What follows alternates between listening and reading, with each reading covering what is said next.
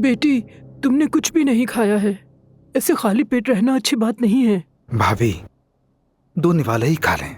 देखिए, आपने कुछ भी नहीं खाया है। अब से ये घर आपका भी है भाभी। मैं आपके भाई जैसा हूं और मेरी अम्मी आपकी अम्मी जैसी। शुक्रिया एहसान।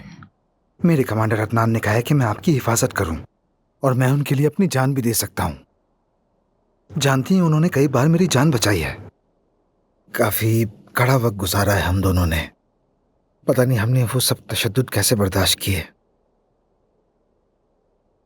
कमांडर हमेशा कहते थे कि वो नहीं मरेंगे, वो आपके लिए जिंदा रहेंगे।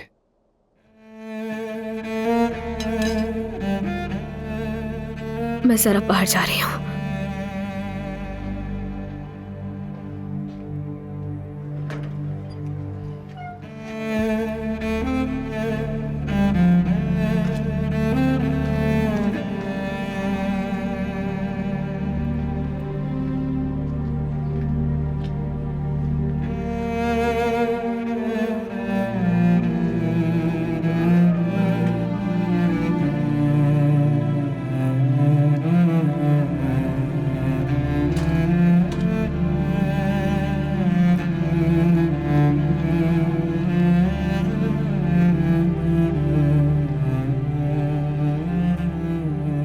भाभी,